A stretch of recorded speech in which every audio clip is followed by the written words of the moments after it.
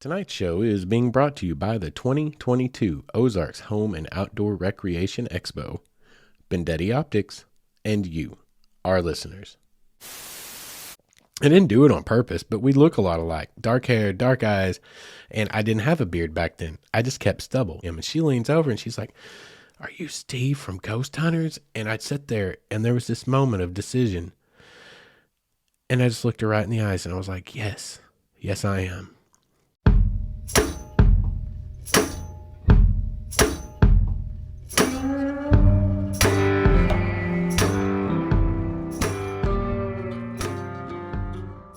What is up, all of you wayward souls, and welcome back to the Wayward Stories podcast. Wayward Stories is the podcast where we tell stories of all of our wanderings and our wonderings. I am happy to be back in the studio tonight, y'all. It's been 2 long weeks and it's been 2 weeks too long. I hope someday in the future we will get back to that weekly drop. That would be... I would prefer that a whole lot, and from what I'm hearing from you guys, a whole lot of you would as well. And, bear with me. In the future, we definitely want to get back there. That is the best way, in my humble opinion. But life just dictates what it will, and things are what they are, as they say. So tonight, let's talk about a little bit of housekeeping. We will keep it short and sweet tonight. Just a reminder, this is the last time I get to talk to you guys about the Ozarks Home and Outdoor Recreation Expo. So this is just a reminder. It's coming up in, well, as you're listening to this, 3 short days. Starting on Friday, 21st through the 23rd, I'll be there all weekend at all hours that the show is open. I hope you guys get out there and support the show, support the podcast, come by and say hi. I would love to get to talk to some of you guys in person. That, to me, I don't know. That's penultimate. I would just absolutely love that. But it is upon us. Do not forget, I've got a ton of sweet Bendetti Optics swag to give away. Some t-shirts, some sunglasses, a crap ton of stickers, and I've also got some awesome chest rigs from our buddy Robert Solomon over at Solomon Dry Goods. So that's coming up the end of this week. We're going to get pretty close to this right into it tonight, guys. Today is going to be a marathon. I'm recording 2 episodes back to back. I don't really have a choice. That's just how life is treating me right now. But you know what? I chose this and I'm enjoying it. I'm just a little bit overloaded and stressed, but I'm going to be sitting here recording for I'm going to guess the next 3 hours or longer, because this episode is kind of a lead up to next week's episode. I say next week, the Halloween episode, or the Samhain episode, however you choose to look at it, the spooky season episode for 2022. And the next one, I suspect it's going to get long. I suspect we're going to be talking about that one for a while, because, yeah, you'll find out as we get there. But I did get out today for a short drive this morning, as I need to do before recording, so I can kind of get my head in the right headspace. Y'all, you have no idea how hard it can be to compartmentalize all of these things. Like, over here on the one hand, I have a mountain of schoolwork, and then also the postgraduate planning stuff that I'm already having to get into, and looking at internships and looking at volunteer opportunities to start getting some of the experience I need with the parks and the historic sites and things like that. And then on the other hand, I have all my stuff with my daughter, which is of course of primary importance above all of this. And then over here, oh yeah, there's that thing you do 5 days a week, which is a job to the tune of like 55 hours a week. And then, oh, hey, yeah, you remember that podcast, Justin? Yeah. Didn't you used to produce a podcast? Yeah, I did. I just did it like 2 weeks ago. Well, we got to get busy, but it can be hard to compartmentalize all that. Your brain's always going all these different places. So to record, I usually have to get out and go for a little drive with the ideas for the episode, or as in today, episodes that I'm going to be recording in my head, so that, like I said, there's not a better way to put it than just getting in the right brain space. But while I was doing that, what I realized, we had a cold front blow through last night, a wondrous set of little supercell thunderstorms that were fun to watch.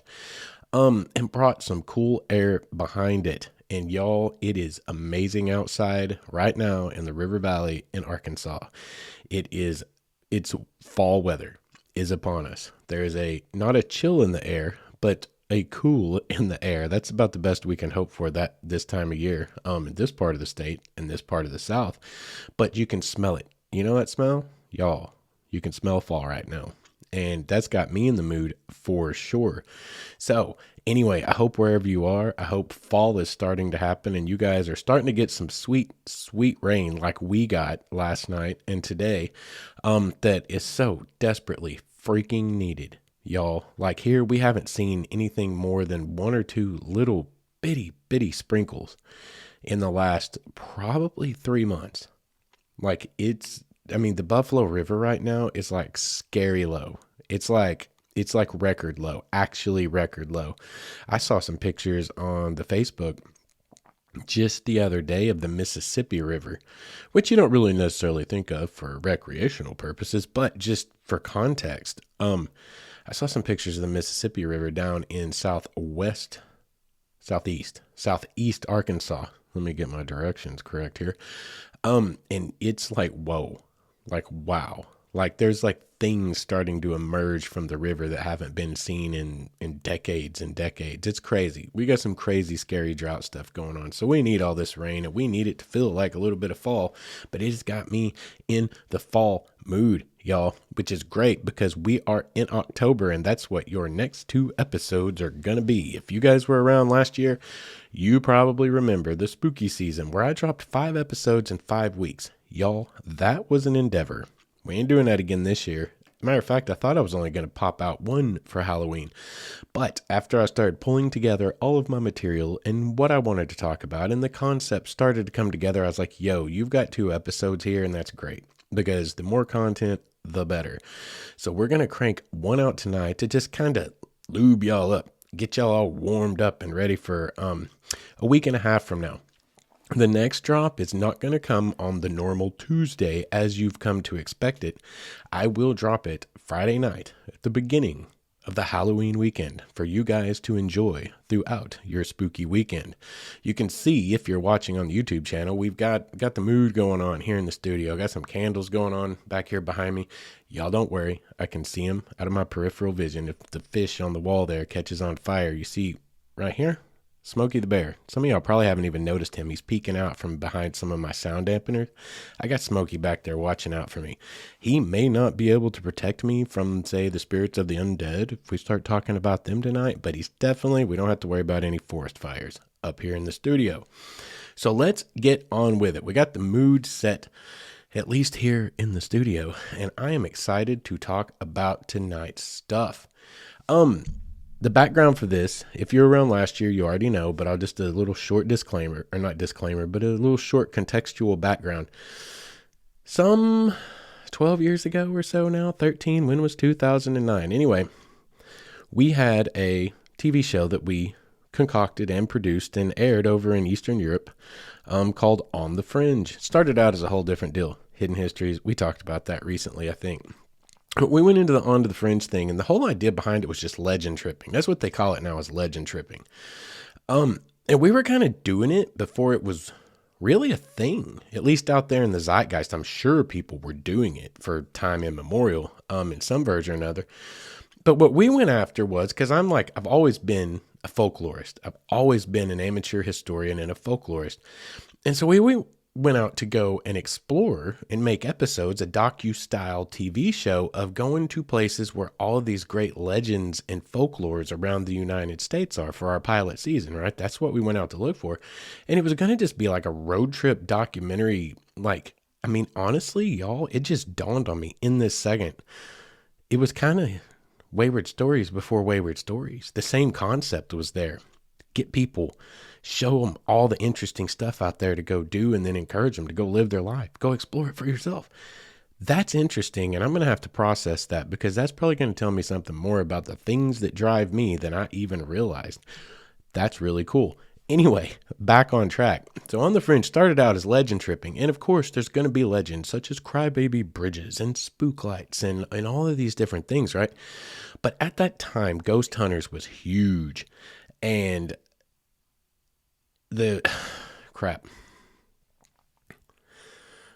And the network that we were producing content for, who was shipping it over to Europe, they kept pushing us more and more and more ghosty stuff. And we kind of went down that rabbit hole because when you're at the point we were where you're trying to break into an industry and you literally just got a tiny step up the ladder, you do what you're told. You're kind of like Silence of the Lambs. Buffalo Bob's up there looking down at you going, it puts the lotion on its skin. It does what it's told. So we did what we were told, right? And it did. And as that progressed, some creepy stuff happened. We actually ran into things I didn't expect to run into. Those things are going to really populate next week's episode. We're going to save the really creepy stuff, for next week.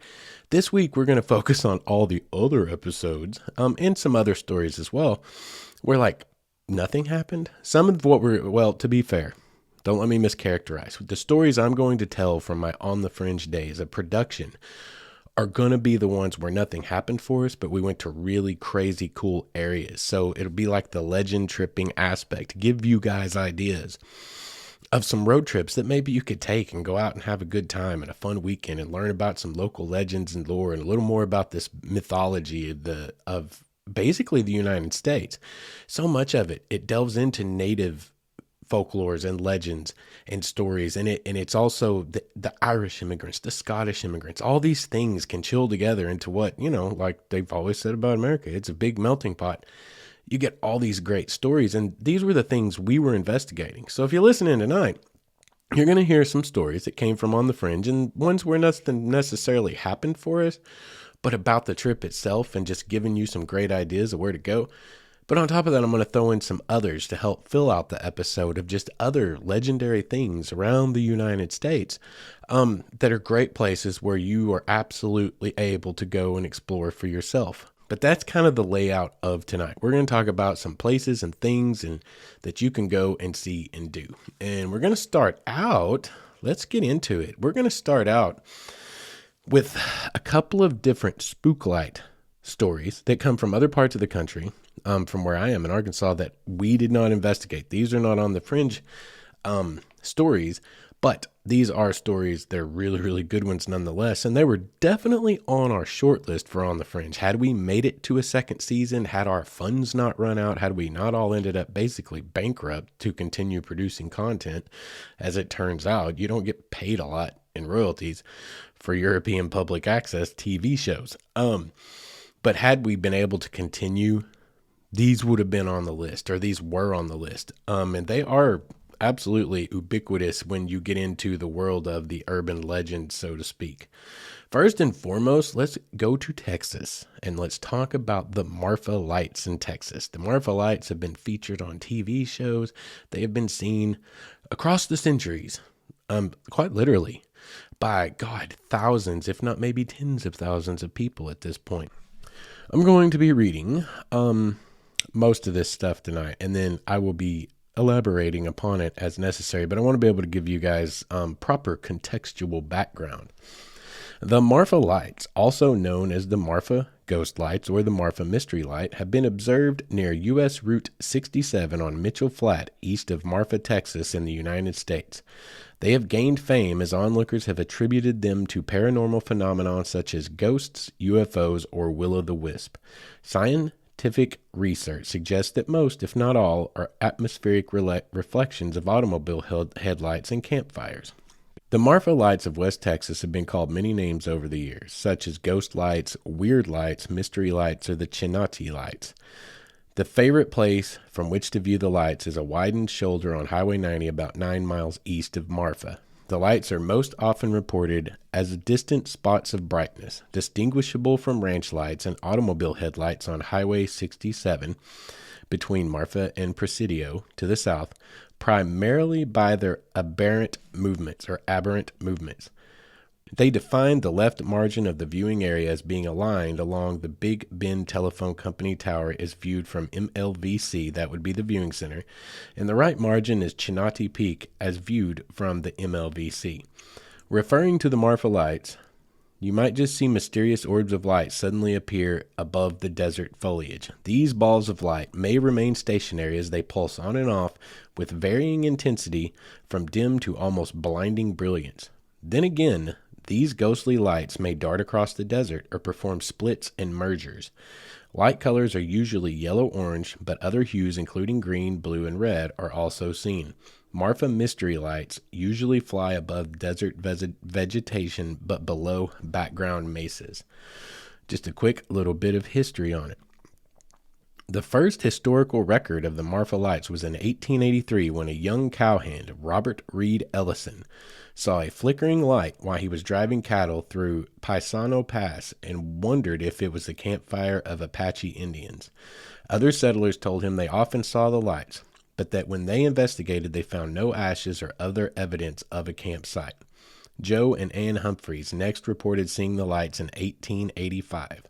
Both stories appeared in Cecilia Thompson's book, History of Marfa in Presidio County, Texas, 1535 to 1946, which was published in 1985. So there you go, guys. This is the story of the Marfa lights. If you go online, which I urge all of you to do about many of the stories that we're going to talk about tonight, go online, read about it for yourself, and think about taking you a little road trip there. Marfa has embraced this. I'm given to understand Marfa is a really, really cool little town. I was doing some research on it. I totally still intend to go there. I absolutely do someday. And Texas is a great state to go explore. But get down there. Set yourself up a road trip. Go and do some research. Find out a little bit more about it and where to go. They have a viewing center that has been built so that you can safely go out there and watch the lights. Again, the Marfa lights have been around since at least 1885, according to a first-hand account that was passed down through the generations, which would seem to fly in the face of all of the skeptics. You know, the skeptics are always like, oh, that's just car lights coming down this road. And there were students from a couple of different universities in the state of Texas that I believe, being fair, were able to skeptically debunk at least a portion of the Marfa lights as cars coming down one of those U.S. highways, and they were able to test that hypothesis by taking their own car over there. But I don't think it explains all of them because the first one was 1885 and the second in 1888. And when that was first recorded in 1885, they told him, yo, yeah, we've been seeing that forever. We don't know what it is. We just, don't ask, don't tell, baby. We don't ask questions. We just ignore them and go on about our business. But I don't think that they can all be explained away. And it very much likely does have to do with some atmospheric effects based on air heating. As they're up there in kind of the high desert. And there probably is something to do with that. But the question remains, where do the lights come from? Before U.S. Highway 67, or which I think is 67, was built. It is a fascinating question, but definitely one worth investigating, if you ask me at least. Next, let's move on to another spook light that we did not get to go to, but again, is still on my list of things to explore. I've told you guys before, I love all things creepy. I love all things, quote unquote, paranormal or the unknown. Let's put it that way. I like the mysterious and the unknown. You guys know me. I'm a nerd at heart. I'm a folklorist. I'm a historian at heart. I care about the stories. I care about culture. That's the stuff I love. And all of these stories, these are what compromise these stories. So many of them. And, they're just, well, as you guys are going to find out next week, I got to find out firsthand, quite rudely, I might add, that there's something to things that we might not can explain out there. I found that out for myself. So I no longer pretend to be so arrogant a skeptic to say, oh, yes, there's no such thing, Muffy. Yeah, that ain't me no more. Because, I run up against some stuff that'll probably make your hair stand on end. But you got to tune in next week for that. However, let's stay with tonight. For now, let's get into the Brown Mountain lights. Brown Mountain is going on in North Carolina and has been, much like the Marfa lights, for quite some time. The Brown Mountain lights are a series of ghost lights reported sporadically for many years near Brown Mountain in North Carolina. The lights have been seen at several locations about 60 to 70 miles northeast of Asheville in Burke County. Brown Mountain is located in the Pisgah National Forest. Some of the earliest reports of ghost lights came from Cherokee and Catawba Indians, settlers, and Civil War soldiers. Thousands have witnessed the spectacle, which is ongoing to this day. The lights have been investigated 3 times by the United States government and countless times by private groups and often studied by students at Appalachian University. The lights were even featured in an episode of The X-Files in 1999. You can look for the lights at several easy-to-find viewing points in the Linville Gorge area of the mountains of North Carolina. The lights are most often reported as small, star-like dots of light of a brightness comparable to stars. Motion of the lights has varied by reports from slow movements to almost firework-type action. Wiseman's View is an overlook with a spectacular daytime view of Linville Gorge. Visit after dark. Be careful since there are no lights to find your way down the short trail to the overlook. The view to the east looking over Table Rock and Hawksbill Mountains. Brown Mountain is beyond that ridge, a low peak in the distance. The lights have been seen along the ridge as well as below the ridge down in the gorge. Sometimes lights can be viewed from atop Table Rock. NC Highway 181 has a Brown Mountain overlook about 12 miles north of Morganton. And the Blue Ridge Parkway has a marked viewing site at the Lost Cove Overlook, located at milepost 310, 6 miles north of Linville Flats. The view is of Brown Mountain itself, but vegetation has encroached upon this view. Some say that fall, especially after a rain, is the best time to see them.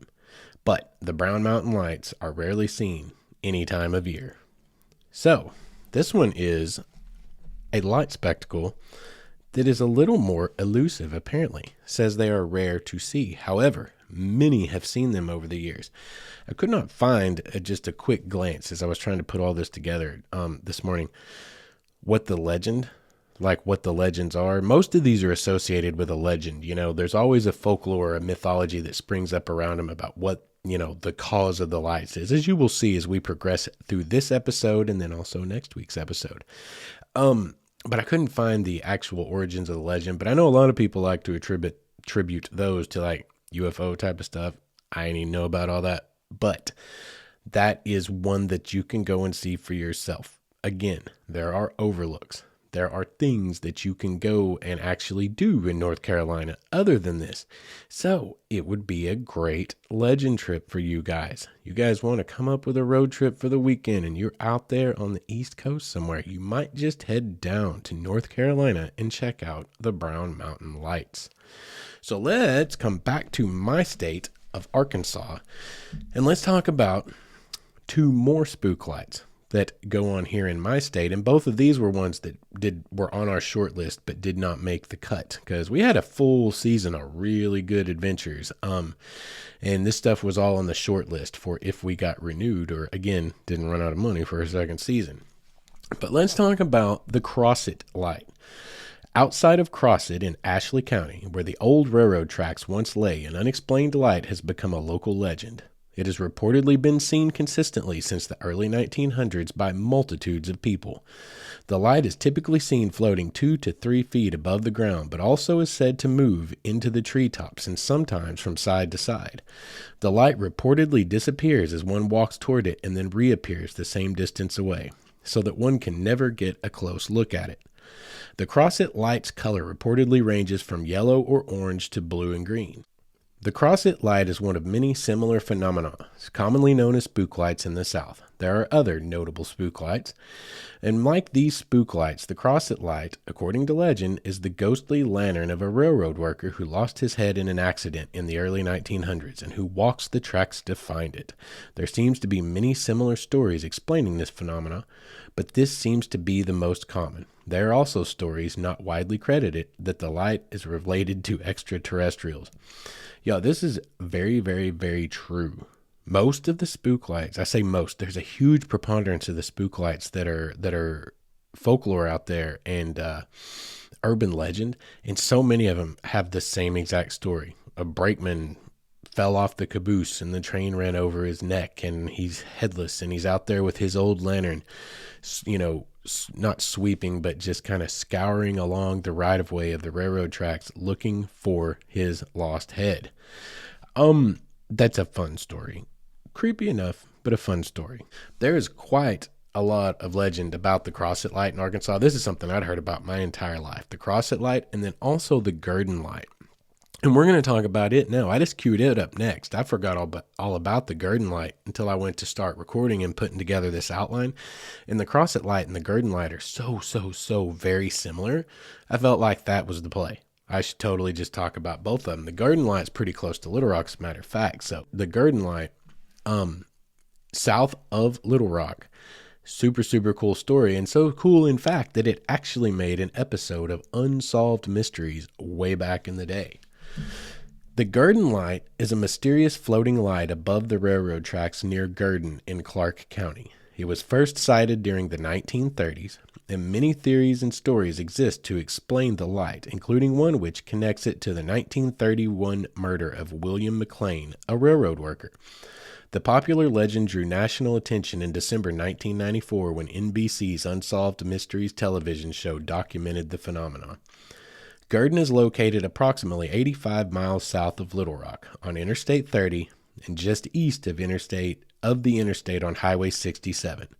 The light appears along a stretch of railroad tracks outside of the town. Some people believe the light originates from the reflections of the headlights of cars off of Interstate 30. However, the site is more than 2 miles from the highway, and people began seeing the light several decades before the interstate was constructed in the 1970s. Others believe that swamp gas creates the light, although that kind of light appears, or this light appears in all kinds of weather. A somewhat popular story is that a railroad worker was working outside of town one night when he accidentally fell into the path of the train and was killed. Since his head was severed from his body, many locals say that the light is the lantern of his ghost that he uses while he looks for his head. Still, others believe that pressures on the quartz crystal underneath Garden cause them to let off electricity and produce light. That would be called a piezoelectric phenomenon. I'm actually a little bit familiar with that because a spook light we're going to talk about next week has a very similar story associated with it. But the Garden Light, again, it's a great piece of folklore. It's a great piece of folklore, and it's so interesting because this is the reason you want to go do these kinds of trips is you get to learn about history, guys. You get to learn about the folklore and the people who came before you. Like to me, there's so much value in that. Like I know a lot of you guys don't get it. It sounds silly to you guys, but to me, it's like the stories we pass down. And this is in any culture. Native traditions are beautiful. I love native traditions and their history and their stories. I don't want to call them folklore. Something we all need to remember too, by the way. You start calling Native American beliefs, when you say their myths and their mythology and their folklore, that's not super accurate because that's actually what they believe. And what they believe is every bit as legitimate as what you believe. You know what they call Christianity? Mythology and folklore, which actually 65% of the world, basically, anywhere other than Western countries calls it folklore. Just keep that in mind. Keep that in mind. 2/3 of the rest of the world view what we grew up with as being silly superstition. The world's a big place. There's room for everyone. That's all I'm saying. But there's so much in the stories. Where we come from, what we believe in, who we were. There's so much to be learned from that. And then going to the area is what's so wonderful. That's what's so cool about it, because you actually go out and you get to experience it. Maybe you don't get to see it. Maybe you don't see what it is that's being purported there, but you get to go to an area that has gotten so much attention over the years, and so countless generations of people before you have come on the same quote unquote pilgrimage to see the same thing and try to experience the same thing. And there's a certain amount of connectivity. There's a certain amount of connectedness to who we were and other people that have come before us that all have that adventurous and inquisitive spirit. And to me, that's what the power of all of these stories is. And it goes so much further than that. But again, I'm trying to compartmentalize today, and my brain can only be so creative for so long before I'll start just absolutely blabbering. And none of my words will make sense. So anyway, give you guys a little bit of a background on that. So hopefully you guys will get out and explore some of our great spook lights here in Arkansas. We got some more coming up. We're not going to talk about them in this episode, but we got a couple of good ones that are going to come up in the next episode. But for tonight, what we're going to be looking at next is It looks like we're going to be talking about, some more fun ones. But we are at the break. So there's a little cliffhanger, a little teaser for you to bring you back after our ad break. So we're going to get to that, and I'll catch you guys on the other side. What is up, all of you Wayward Souls? I want to tell you guys about our newest sponsor, Bendetti Optics, a brand based right here in the good old US of A, Portland, Oregon, to be exact. And I bought my first pair of Bendetti sunglasses about a year and a half ago and fell in love with them, so much so that I got online and ordered a couple of more pair. And when I did, there was a small shipping snafu, an order fulfillment snafu, and I got on the phone, gave them a call, and guess what? I get a call back from who? One of the big men themselves, right there in Portland, from the top of the chain. Have a great conversation, and we end up starting this great relationship we have. They more than made right the little snafu that occurred, and I am now a huge proponent of them because I can tell you from personal experience they are good people, and they're trying to compete with the big boys out there, coming in at a price point of about $40, but using the exact same frame material, TR90, and the same polarization process as the big guys. As it turns out, something I think we are already probably knew in our hearts, when you buy big name sunglasses, you're buying a big name, not necessarily any more quality than you can get somewhere else, like at Bendetti Optics. They have 29 different styles. They have multiple polarization options for whatever climate you happen to live in, and they back it up with like this lifetime guarantee that if your dog eats your sunglasses, it doesn't matter how you break them, send it back in with a check to cover shipping and handling, and you're golden. You got a new pair on the way. These guys are truly trying to do it right, and they have this philosophy that a really good pair of sunglasses should not cost you so much that you are afraid to wear them. And I think all of us outdoorsmen can relate to that. So if you guys, like me, are very practical and like to get more bang for your buck and wear some great looking sunglasses, check out BendettiOptics.com. That's Bendetti optics.com, or you can go over to Instagram /Bendetti Optics. And that I highly suggest, whether you buy a pair or not, just to check out the cutest pupper you will ever see modeling sunglasses. Once again, that's BendettiOptics.com, and make sure and let them know Wayward Stories sent you. And welcome back. Thank you guys for sticking around through the sponsor break. Let's get right back into it. Let's talk about, I'm going to reel off a few quick ones real quick that I had intended to do originally in the first half of the episode, because I thought those would come out a little bit shorter, but you know me, I can make anything way longer. But I still want to get them out there because there's some really great trips you can take. One of those would be Point Pleasant, West Virginia. Any of you guys over there again on the East Coast, if you're going out to, say, North Carolina and you're going to check out the Brown Mountain Lights, maybe you could swing around and go through West Virginia. I mean, it's just like right next door, right? But Point Pleasant, many of you may have heard that name before because of the Mothman Prophecies, the film starring Richard Gere way back in the day. What many of you may not know is that that story was actually not so loosely based on a true story as written by an actual journalist named John Keel. Look him up. You might consider reading his books. Y'all, it'll trip you out. Like, you'll think he's crazy. Most of y'all probably think he's crazy. But he was a for real journalist, legitimate journalist that got drawn into a story, and it culminated in the Silver Bridge collapse, I believe in 1967 in Point Pleasant, West Virginia. And, y'all, it's a creepy story. There was some weird stuff going on out there in the year that led up to that collapse, and that was a big deal. That was the Silver Bridge collapse was a huge deal. A lot of people died, and it happened on Christmas. Not a pretty thing. Not a pretty thing. But Point Pleasant is a place you can legend trip to, and you can still go. To my knowledge, the last I was able to read or see anything, you can still explore some of the TNT area is what they call it, because it was a, I believe, U.S. military munitions factory and storage area where they, World War II era, that had been abandoned. And anyway, a lot of weird stuff goes on out there. That's all I'm saying. And you can go there and check it out to this day. And you can even go down to the river and you can check out where the Silver Bridge was. It's, that would be a really cool legend trip, something to look into. What else have we got here? Oh yeah, back here in Arkansas, the Crescent Hotel, y'all. The Crescent Hotel, I'm trying to really hard right now. My name's in the hat for a paid travel blog, yeah, a paid travel writing gig for a weekend up there, room, everything included. I'm in the short list and I was vying very hard for it. I'm still waiting to hear back. The Crescent Hotel in Eureka. Number one, you're going to Eureka Springs, which is one of the coolest places on this stinking planet. Eureka Springs is freaking amazing. The Crescent Hotel was built in 1886. I believe, yeah, the 86 Crescent Hotel. Y'all, you want to talk about history and gorgeous and just an amazing area up in our Ozarks. It's just this beautiful little historic town tucked down in the mountains, the Ozarks, down in the hollers. Oh my God, it's gorgeous. But the Crescent Hotel is quite haunted, so they say, as is the Basin Park Hotel.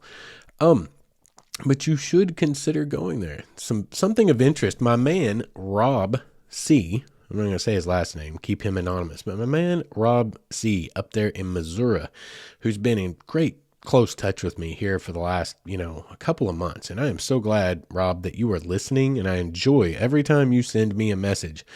I know I'm super busy a lot of the time, and maybe my return messages might be a little short, or maybe they take 2 days to come back to you, but I promise I'm so happy you're writing, and I try to write back as soon as I can and as thoroughly as I can. I'm just freaking swamped right now.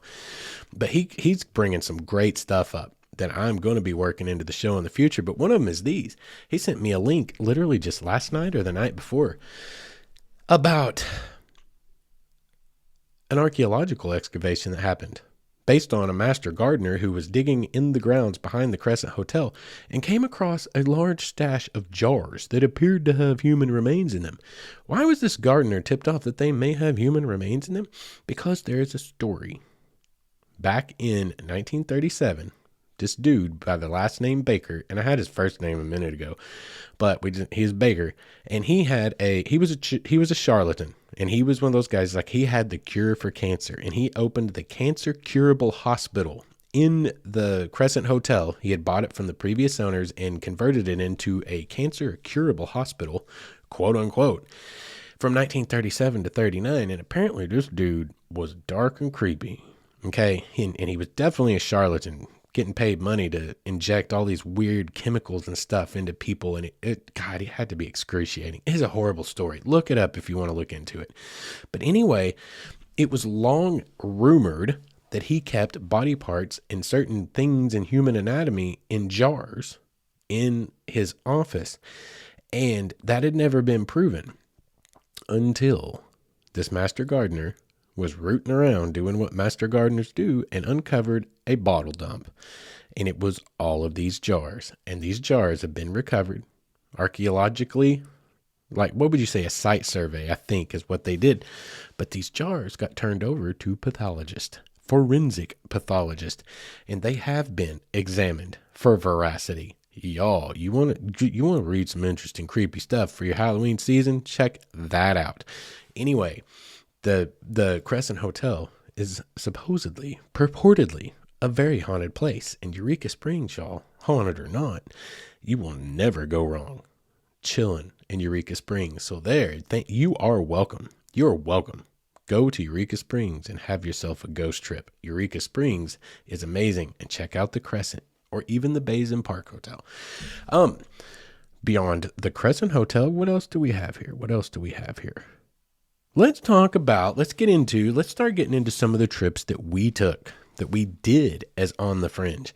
That, maybe nothing necessarily happened, but they were awesome, interesting trips, historical nonetheless, and have awesome folklore stories. And that to me is part of the beauty. When you get into the folklore and you start seeing it from across the country, you start seeing how beliefs and thought processes and stories, how they kind of work their way across the continent with the expansion of the European, call it what you will, imperialist or settlers.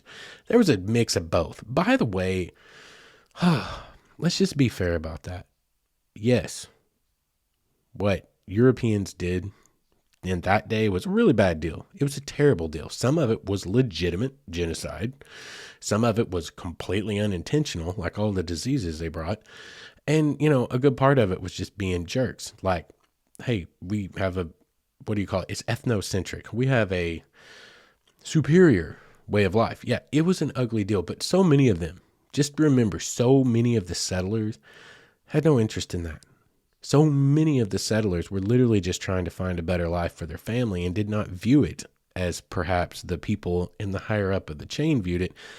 And they got along just fine with the natives. Many of them had great relationships. I am a product of many of those relationships, being part Choctaw, part Cherokee, part freaking Irish, part freaking Scottish. I got a lot of Scottish in me, by the way. A whole lot, which is kind of fascinating. I really want to go toss cabers now. Like, that's going to happen. It's going to happen at some point. I'm going to try to toss a caber and I'm going to dislocate my shoulders, but whatever. But anyway, so many of the settlers, they weren't conquerors. They weren't trying to kill the hell out of people. They were innocently, because they didn't understand societal conventions and all that. They didn't understand, and nobody was looking at things that way. So just keep that in mind when we talk about that kind of stuff, because it will come up, because it's the kind of stuff that I'm interested in. But you see the stories and the legends and the folklore as they work their way across the country with the westward expansion, and also how they start to blend together with native mythologies and folklores and stories. There's so much interesting stuff and all that, y'all. I can't help it. But anyway, we're now going to go down the road of creepy cryptids. Okay. Let me tell you about the Fouke monster. Fouke. Fouke. From the namesake of Fouke, Arkansas, far down in the southwestern portion of Arkansas, deep in the Ouachita Mountains, is a little town of Fouke that boasts a story about a Bigfoot encounter. Though it's a little bit different than Bigfoot. But however, I digress. Let me just let the Encyclopedia of Arkansas tell you the story. It will put it better than I can. Fouke in Miller County is a small town in southwest Arkansas that attracted attention in the early 1970s when a resident of Texarkana in Miller County reported being attacked by a mysterious creature there. A reporter for the Texarkana Gazette wrote an article about the events, and from that small publication a legend was born. Fouke and its monster became famous and were featured in a 1973 movie. In May 1971, Bobby Ford reported to the Fouke constable that he was attacked at his house by a hairy creature that breathed heavily, had red eyes, and moved very fast. Ford said the man-like creature, which was about 7 feet tall and 3 feet across at the chest, put its arm around his shoulder and grabbed him. Ford broke free from the creature and ran, reporting that he ran so fast he did not stop to open the front door but barreled right through it. He was treated at a local hospital for minor scratches and shock. Ford said that the being had been around his house for several days and that there were other eyewitnesses, including his brother and a hunting companion. Ford's wife, Elizabeth, claimed that she was asleep in the front room when she saw a hairy arm with claws coming in the window. She also saw the creature's red eyes. On the night of the attack, Ford claimed he and his hunting companion spotted the creature at the back of Ford's house with the aid of a flashlight. They shot at it and thought they saw it fall. The men started out toward it, but Bobby Ford ran back to the house when the group heard women screaming. Upon Ford's return to the house, he was attacked. The men shot at the creature several more times, but investigators never found any blood. The sheriff's department searched the area, and the only things officers found were a set of strange tracks and claw scratches on Ford's porch. Jim Powell, then a reporter for the Texarkana Gazette and the Texarkana Daily News, and Dave Hall, then director of Texarkana Radio KTFS, went to Ford's place and found a terrified family moving out of the house it had owned for less than a week. Powell wrote an article that appeared in the newspaper outlining the family's alleged sighting and attack. The next day, both the Texarkana Gazette and the Texarkana Daily published the same follow-up story. It contained the first reference to the name Fouke Monster. The Associated Press and United Press International, or the UPI wire services, transmitted the article back to newspapers across the nation. This was the basis for the legendary cult pop culture hit, The Legend of Boggy Creek. Anyway, notable things I want to say about that is that deputies did indeed find evidence of some weird footprints. This is law enforcement officers, y'all. Like, these are like deputized, legitimized people, right? Mama says they's bona fide. So they actually claimed that they saw at least evidence of these deep scratches and some weird footprints. The deep scratches easily could be bear claws. I have seen bear scratching. The indicators where a bear has scratched on a tree or a corral post. I've seen that with my eyes. Sure, anything there probably was bear scratches, if anything, right? But weird footprints, like bear have pretty standard footprints across the board. You know what I'm saying? So I don't know. Very, very interesting. But if you're interested in going on a legend trip, you can sure enough go down Highway 71 South, straight out of Fort Smith, Arkansas. Or if you're anywhere else in the world, you can also access it and go and spend you a little bit of time down there, because you can go camping right in the Ouachita National Forest. Anywhere in or around Fouke would be good enough. That's the only place you really need to be. And you can also explore the town. It is a small, tiny town. We went and explored it, and we did not have a whole lot of luck talking to local residents. They weren't super excited to talk about it, to be honest with you. There are a few things there. And now, granted, 13 years ago. It's been 13 years. So who knows? They may have figured out what the rest of the world has figured out. Hey, there's tourism dollars. Tourism dollars put money in our pocket. They may be playing it up now, for all I know. But 13 years ago, it was an interesting experience 13 years ago. Let's just put it that way. We didn't come away with a lot of information, a lot of people willing to talk. We did a little investigation ourselves, but how do you friggin' try to find a Bigfoot monster? There's guys that know how. They got Bigfoot sounds and do all these things, I think peanut butter. I don't know. I think they try to track them with peanut butter. I don't know.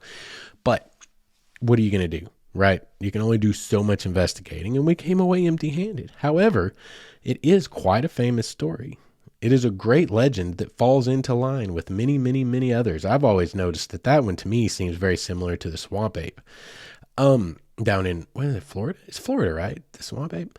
But anyway, that is another part of American lore. Well, not just American lore. Y'all, you get around the world, you got Yeti, you got the abominable snowman, you got the ape man, the swamp man, or the swamp ape. You got all these things, and they are around the country, around the world. And it's a very, very fascinating little subculture and subcategory, subcompartment of the weird and the unexplained that you read some of the stories, firsthand accounts, and some of the people who signed affidavits and signed off on stuff, like doctors, police officers, people that it's kind of like in the modern day, the UFO sightings, and everyone used to make fun of everyone that did that. Well, now they've got it all on F-18 heads up displays and all this footage that the government's now having to address. Is we just don't know, whatever. Whenever a combat fighter pilot says, I saw some weird that I don't know what it was, there's more legitimacy to that. There's something about that. But anyway, Fouke, Arkansas, something to check out. And you can't go wrong because it's in the Arkansas Ozark, or Ouachitas, baby. The Ouachitas are pretty stinking awesome in their own right. We've been talking about them off and on for the last 2 or 3 episodes. So anyway, Fouke, Arkansas, and the Fouke monster should be on your trip list.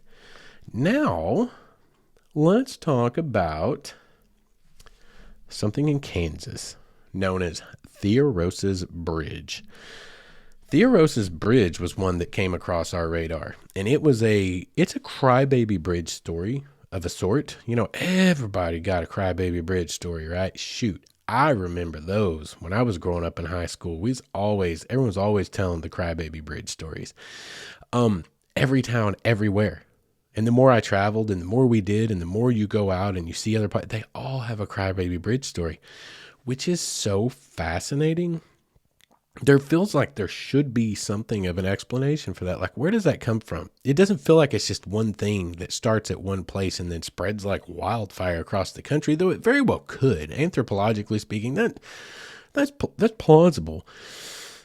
But so many of them go so far back that they feel like they start almost kind of simultaneously, like they almost have their own origins around the same time frames, And that's a fascinating thought. However, something just dawned on me. Based on another story I'm going to tell next week, there might very well could be an explanation for it. I don't know. But let's talk about Theorosis Bridge first. It is a believe north of Wichita, Kansas. We're about to find out. Yes, about 12 miles north of Wichita, Kansas, sits the small town of Valley Center. Now having a population of about 7,300 residents, the settlement was born in 1872 on the Little Arkansas River banks. Located along the ever-important railroad, the town grew to include a post office, 3 stores, 2 blacksmith shops, a grain elevator, and several homes by the early 1880s.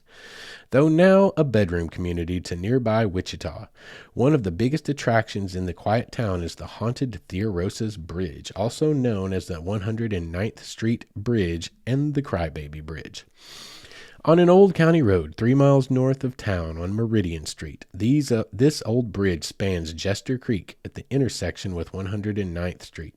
Several legends about this bridge's haunting are based on a baby drowned in the creek below.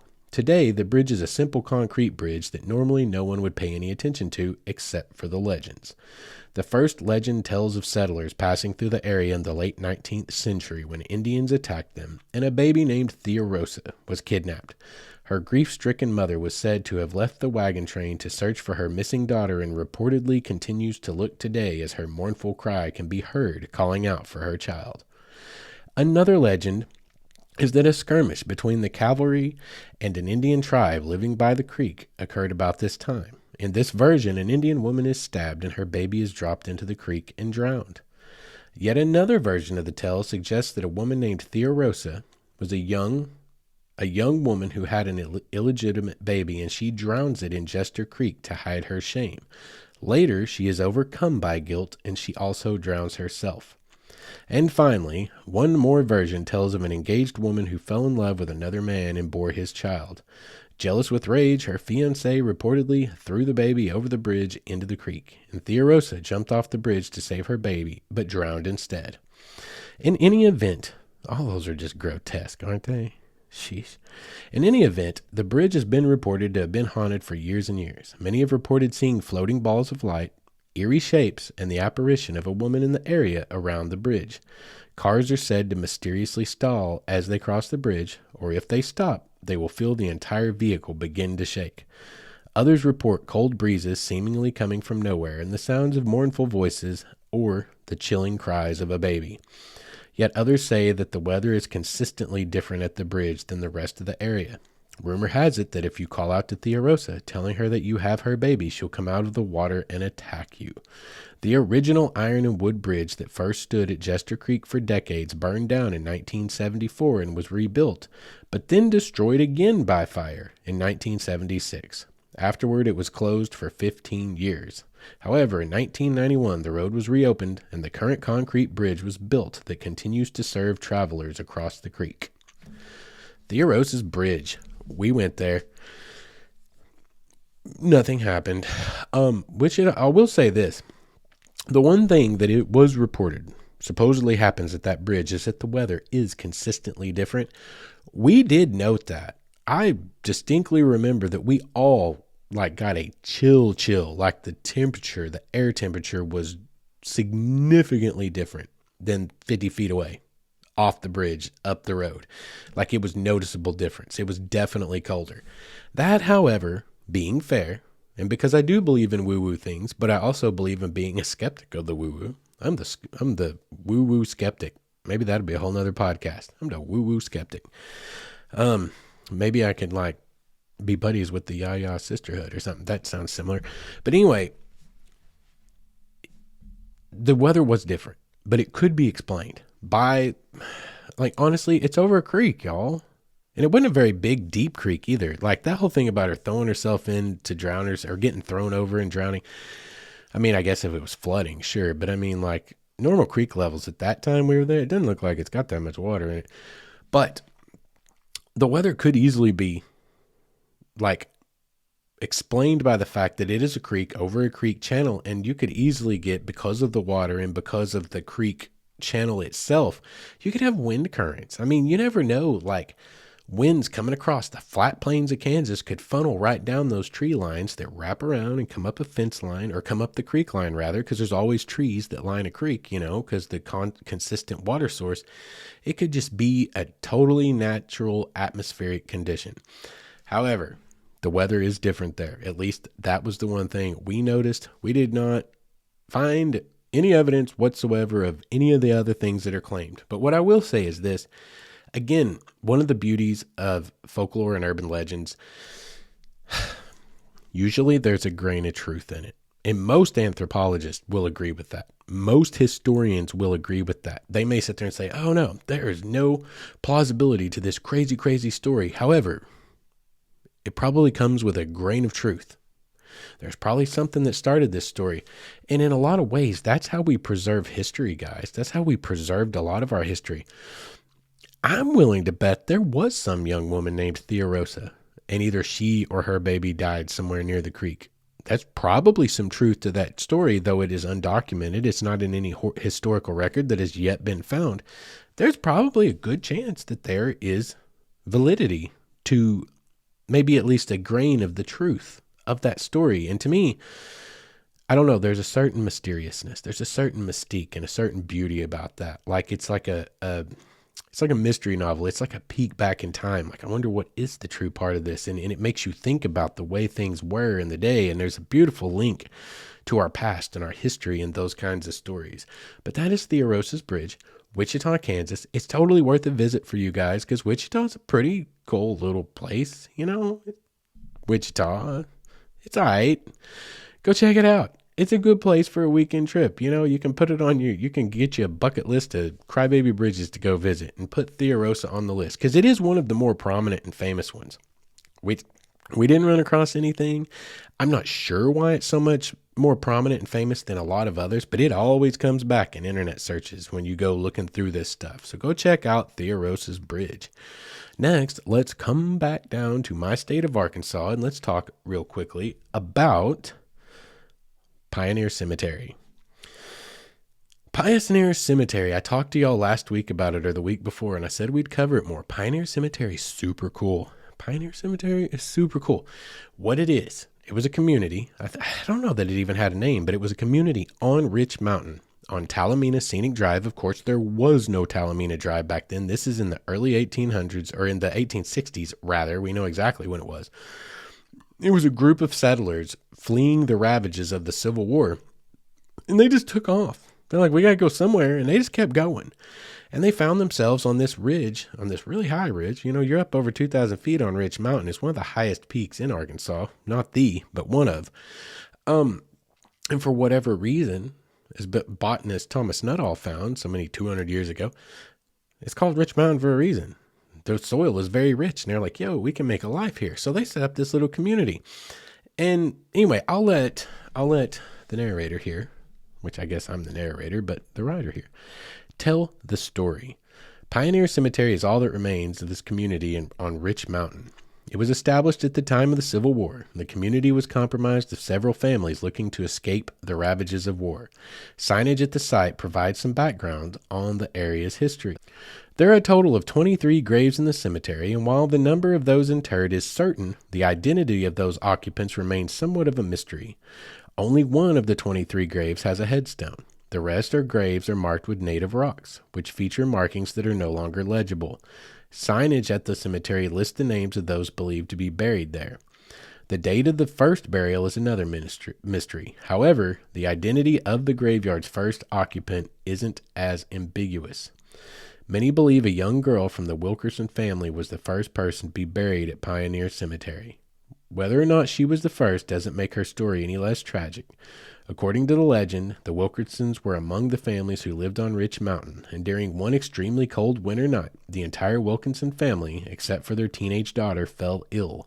And at one point, the daughter went out into the cold to fetch either firewood or water. There are a few versions of the story.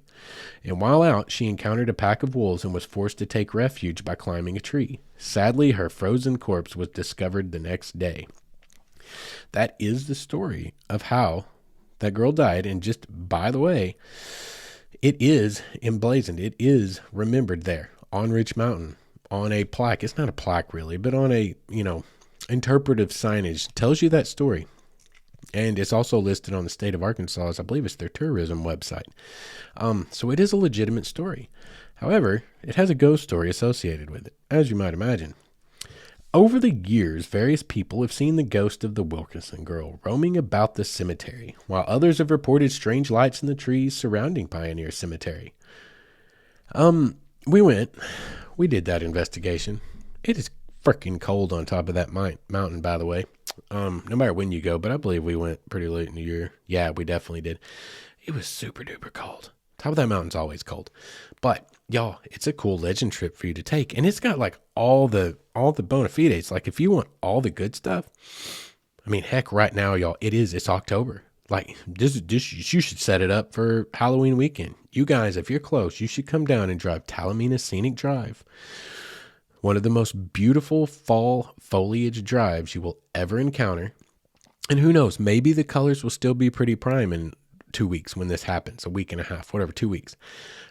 Right now they're popping, so they may start to fade by then. I can't really control Mother Nature, but it is a gorgeous drive. I told you in last week's episode, I believe it was, I was talking about Talamina Drive. All of that still exists, but you can go right down to Pioneer Cemetery and you can take yourselves a little trip and go out there at night and maybe sit around and maybe just see some weird lights floating through the woods, or perhaps the little Wilkinson girl herself. We saw no such thing when On the Fringe went, but we did get very, very cold. And again, with all these things, there's a certain amount of, you get a taste of what it was like then. We knew for a fact this girl died on a frigid winter night, and we were there on a frigid winter night. It wasn't snowing or anything. We didn't have anything like that going on, but you got to experience it. You got to feel the cold on your skin. Man, it cuts through your clothes. You got exposed skin. It hurts until it doesn't feel anymore. You know what I mean? And it's all numb. You're up there looking for this girl that you know died.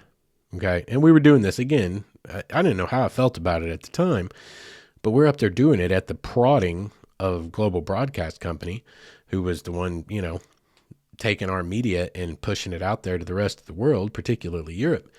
And they wanted it. They wanted ghost hunting. So we gave them ghost hunting. And I didn't know how I felt about it. But what you figure out when you get up there, we're up there looking for this girl, trying to find out if there's any evidence of her disincarnate soul out there running around. And we find how cold it is. And then suddenly you're sitting there going, yo, this girl really died here. Somewhere on this mountain close by. The community was very close. This is where they interred everyone. She is here. This is probably a taste of what the night was like that she died on. And then you put yourself in her shoes and you're like, can you imagine crawling up in a tree with wolves at the base and you're freezing to death, but you literally can't step back down to the ground and go to the warmth and the safety of your home? Like, it makes it real. It makes the hardships that the settlers and our ancestors, many of these people are our ancestors. I wouldn't be surprised if she was in my bloodline. I've got a huge amount of blood that traces from down around the Rich Mountain area in southeast, western Arkansas. Like, there's a chance. Y'all forget how that spider web works. When you start getting into bloodlines, you're literally related to like everyone that was a pioneer forever ago, because everyone's intermarried everyone all the way down through history. There's just as good a chance. It makes it real. It connects you to someone that lived 150 years ago. It connects you in a very real way. Just that we just happened to be there on the right night to experience conditions similar to what she may have. Even if it wasn't as cold as her night, it gave you a taste of it. And that's the beauty of going to the locations. This the beauty of going to the places where these things occurred. If you're into interesting, creepy stuff, if you're into urban legends, that's why you go, is to connect to the history and the stories and your own history. Because in so many ways, we're all connected in those kinds of ways. Anyway, let's move on. It's time to start wrapping up tonight's show. So I have one more story for you tonight. I actually left two out. We're going to have to for time constraint reasons. But that's okay. They were what do you call that? They were on the will call list just in case we needed them. I'm going to tell you now about the Lavassie, actually, the Lavassie Spooklight, the Legend of Bone Hill, just outside of Kansas City, Missouri. I could say Kansas, but it's not. It's actually on the Missouri side of the border. But Legend of Bone Hill. The way this came to us was so interesting because we're all, at that time, we've got this long list. We got a short list. We've got a list for when we make it and get famous and we can go all over the world. And then we got a list for like, what can we do, next season if we get to do another season. But then we had the short list of we've got to make episodes this year. What is close to us regionally? What can we afford to get to on $1,000 an episode? Y'all, hey, I'm still proud of us. We cranked out freaking TV that's shown in it was 17 countries. I'm pretty sure the number was 17 countries in Western Europe or Eastern Europe, whatever. On $1,000 an episode. Bunch of rednecks from Potois and Heavener, Oklahoma, put together a little film company and actually put something on TV. Maybe we didn't make it, but I am still proud of what we did. But here's another one that we did because it was regional, it was close, and it was just a shot up Interstate 49 to Kansas City. And this is just outside of Kansas City, and I'm, again, going to let the source tell the story for you. This one comes actually from Legends of America. The Legend of Bone Hill, Missouri. There are two legends that pertain to Bone Hill in Lavassie, Missouri. And again, we called it Lavassie until we got up there, and everyone was like, no, it's Lavassie. So anyway, Lavassie, Missouri. One tells us the story behind the name of Bone Hill, which originated with native lore long before the town was ever established. Many years ago, the Indians would stampede the buffalo and slaughter them on this hill, leaving the bones to bleach in the sun. The first settlers arrived in the area found arrowheads, flint scraping tools, and bleached buffalo bones in large quantities. Narrators aside, let me say something here. I never noticed this before until now, and this just stood out to me like a sore thumb. Native Americans were not in the habit of leaving anything behind. They used the bones to turn into tools of multiple different kinds. Like, I'm not going to go off and get all down that road historically, anthropologically, whatever. I'm not going to do that to you for this episode. That doesn't sound right. If there was a bunch of buffalo bones on the side of a hill, you know what that does sound like? That sounds like Buffalo Bill Cody. That sounds like the people that went across this nation. And God, Kansas City, it's up there on the plains. And they just killed the hell out of all the buffalo, which is why they nearly went extinct. And they just left them there to rot. All they wanted was the hides. They didn't use the meat. They didn't use the bones. That sounds way the hell more like what actually happened here, because this does not sound like Native Americans. They were incredibly resourceful. They used everything. They used up everything that was usable, especially, it's definitely including bones. That, anyway, just stood out. Sorry, I just wanted to put that in there. Anyway, around it. It says the first settlers arrived. They found arrowheads, flint scraping tools, and bleached buffalo bones in large quantities. The second legend revolves around a buried treasure in an unearthly light that appears upon the hill. Before the Civil War, a farming family came to the area along with their slaves and settled on the hill.